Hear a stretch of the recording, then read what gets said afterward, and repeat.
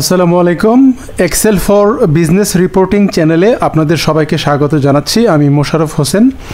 আজকের ভিডিওতে আমি আপনাদেরকে দেখাবো কোনো একটা ডেটা সেটকে টেবিলে কনভার্ট করার কি বেনিফিট, এবং আজকে আমরা এর প্রথম পর্ব নিয়ে আলোচনা করব। আপনারা স্ক্রিনে যে ডেটা সেটটি দেখতে পাচ্ছেন, এই ডেটা সেটটিকে আমি যদি একটা টেবিলে কনভার্ট করি তাহলে সাথেই কিন্তু আপনি ডেটাকে টেবিলে কনভার্ট করার বেনিফিট সম্পর্কে কিছুটা হলেও বুঝতে পারবেন। আমি টেবিল কমান্ড দিচ্ছি Ctrl+T। দেখেন তো ডেটাটা কত সুন্দরভাবে অর্গানাইজড হয়ে গেল। এখানে কলামস এবং রুয়ের মাধ্যমে ডাটাগুলো কত সুন্দরভাবে অর্গানাইজ হয়ে গেল। অর্থাৎ টেবিল আপনাকে একটা স্ট্রাকচারড ডেটা লেআউট দিবে। দ্বিতীয় যে বেনিফিটটা সম্পর্কে আপনাদেরকে বলছি সেটা হচ্ছে যে কোনো ডেটা রেঞ্জকে আপনি টেবিলে কনভার্ট করার পরে এই যে উপরে দেখবেন যে টেবিল ডিজাইন নামে একটি ট্যাব ওপেন হয়ে গেছে। এটা যদি সিলেক্টেড না থাকে তাহলে আপনি সিলেক্ট করবেন। মনে রাখবেন যে আপনার টেবিলের বাইরে যদি সিলেক্ট করা থাকে তাহলে কিন্তু এই ট্যাবটা দেখাবে না। আপনি যদি টেবিলের ভিতরে কোনো একটা সেলে ক্লিক করে থাকেন তখনই কিন্তু অটোমেটিক্যালি এই টেবিল ডিজাইন ট্যাবটা ওপেন হয়ে যাবে। এবং টেবিল ডিজাইন ট্যাবের আন্ডারে বেশ কিছু অপশান আছে, যে অপশানগুলো ব্যবহার করে আপনি ডাটাকে অনেক সুন্দরভাবে কুইক বা অটোমেটিক ফরম্যাটিং দিতে পারেন। অটোমেটিক ফরম্যাটিং কেন বললাম, আমি যখন টেবিল কমান্ড পাস করেছি তখনই কিন্তু দেখেন আমার এই ডাটাটা সুন্দর একটা কালারে এবং হেডারগুলো অটোমেটিক্যালি বোল্ড হয়ে গেছে, এবং এখানে ডেটাগুলো ব্যান্ডেড রু আকারে শো হচ্ছে। ব্যান্ডেড রু মানে কি, একটা রুয়ের এক কালার, তার ঠিক পরের রুয়ের আরেকটা কালার, এইভাবে যাতে করে সহজে ডাটাটা ভিজিবল হয় সেইভাবে ব্যান্ডেড রু আকারে আমরা টেবিলের সাহায্যে ডাটাকে প্রেজেন্ট করতে পারি। এখন যেটা বলছিলাম, এই যে টেবিল ডিজাইন ট্যাবের আন্ডারে আপনি বেশ কয়েকটা অপশান পাবেন যার মাধ্যমে আপনি আপনার ডাটাকে অনেক বেশি ফরম্যাটিং করতে পারবেন। তার প্রথমটাই হচ্ছে এই যে টেবিল স্টাইলস যে গ্রুপটা। আমি আমার এই টেবিলের কোনো একটা সেলে ক্লিক করা অবস্থায় আমি যদি টেবিল স্টাইলসের এই ড্রপডাউনে ক্লিক করি তাহলে সে আমাকে a wide range of table layout and formatting suggest করছে।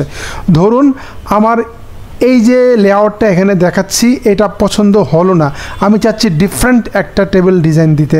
যেমন আমি যদি এইখানে ক্লিক করি তাহলে আমার টেবিলটা কিন্তু ওই লেআউটে কিন্তু ফরম্যাটেড হয়ে গেল।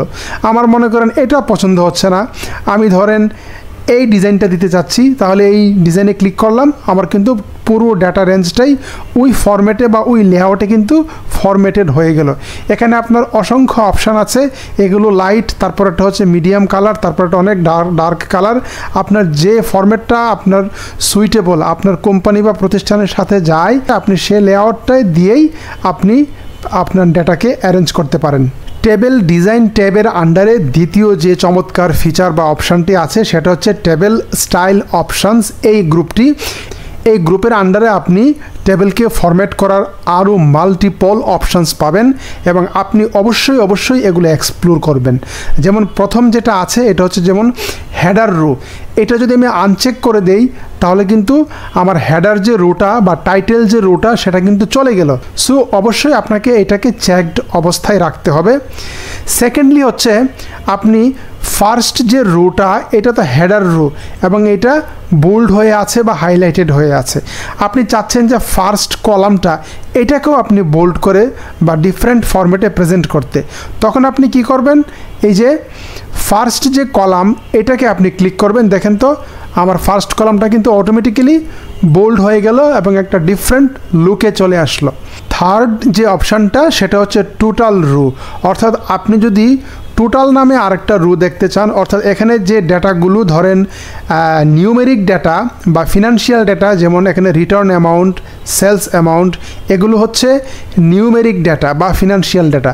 আপনি যদি এই ডাটাগুলোর টোটাল দেখতে চান, অর্থাৎ সবার নিচে একটা রো ইনসার্ট হবে এবং সেই রোটার নাম হবে টোটাল, তাহলে আপনি এই যে টোটাল ট্যাবটা চেক করে দিবেন। এখন আমি তো ডেটের টোটাল দেখতে চাই না, আমি মূলত টোটাল দেখতে চাই সেলস অ্যামাউন্টের এবং রিটার্ন অ্যামাউন্টের। তাহলে সেটা আমি কিভাবে করতে পারি, সেটার জন্য আমি এই যে সেলস অ্যামাউন্টের টোটালের যে রোটা এখানে ক্লিক করে সিলেক্ট করলাম, করার পর দেখেন এখানে ছোট্ট একটা ড্রপডাউন দেখাচ্ছে। এই ড্রপডাউনে আপনি ক্লিক ক্লিক করার পর দেখেন এখানে আপনাকে মাল্টিপল অপশান শো করছে, যেমন অ্যাভারেজ করতে চাচ্ছেন, নাকি আপনি কাউন্ট করতে চাচ্ছেন, নাকি আপনি এই সবগুলো সেলের যে ম্যাক্সিমাম ভ্যালু সেটা দেখতে চাচ্ছেন, নাকি মিনিমাম ভ্যালু সেটা দেখতে চাচ্ছেন, নাকি সাম করতে চাচ্ছেন। আমরা যোগ করতে চাই, অর্থাৎ সাম করতে চাই, এজন্য আমরা সামে ক্লিক করলাম। দেখেন অটোমেটিক্যালি এই সেলস কলামের যোগফল কিন্তু এই টোটাল রুতে চলে আসছে। একইভাবে আমি যদি এই রিটার্ন অ্যামাউন্টের যোগফল দেখতে চাই, আমি একইভাবে এই টোটালের রুতে ক্লিক করলাম, করার পর ড্রপডাউনে ক্লিক করলাম, তারপর যোগফলের জন্য আমি সাম সিলেক্ট করলাম। দেখেন আমার রিটার্ন অ্যামাউন্টের কিন্তু যোগফল চলে আসলো। এখন মনে করেন যে আপনি রিটার্ন অ্যামাউন্ট কত সেটা জানতে চাচ্ছেন না, আপনি জানতে চাচ্ছেন যে কয়টা রিটার্ন হইল, অর্থাৎ এই রিটার্ন অ্যামাউন্টগুলোর কাউন্ট চাচ্ছেন, যেমন এটা একটা রিটার্ন, এটা একটা রিটার্ন, এটা একটা রিটার্ন, তাহলে 1 2 3, তাহলে এইভাবে আপনি কাউন্ট চাচ্ছেন। তাহলে সেক্ষেত্রে আপনি কি করবেন, সেক্ষেত্রে আপনি এখান থেকে দেখেন এই যে কাউন্ট অপশানটা আপনি সিলেক্ট করবেন, অথবা কাউন্ট নাম্বার এটা সিলেক্ট করবেন। এই যে দেখেন 5007। লাস্ট কলাম বলে আরেকটা অপশান আছে, এই লাস্ট কলাম অপশানটাতে আমরা যদি ক্লিক করি তাহলে আমার লাস্ট কলামটা কিন্তু বোল্ড হয়ে একটা ডিফারেন্ট ফরম্যাটেড হয়ে গেল। এরপর আপনারা দেখতে পাচ্ছেন যে ব্যান্ডেড রো। ব্যান্ডেড রো বলতে আমরা অলরেডি বলেছি যে ব্যান্ডেড রো মানে হচ্ছে রোগুলা প্রতিটা একটা রোয়ের পর আরেকটা রো একটু ডিফারেন্ট লুক থাকবে, এবং সেটার সাথে কিন্তু আপনার ডিজাইনটাও জড়িত। যেমন আপনি এখান থেকে ডিজাইন সিলেক্ট করতে পারবেন, যেমন এই যে ডিজাইনটা সিলেক্ট করলাম, এখন কিন্তু ব্যান্ডেড রোটা ভালোভাবে বোঝা যাচ্ছে। এখন যদি আমি ব্যান্ডেড রো অপশানটা তুলে দেই তাহলে কিন্তু দেখেন পুরোটা কিন্তু দেখতে সিমিলার হয়ে গেল।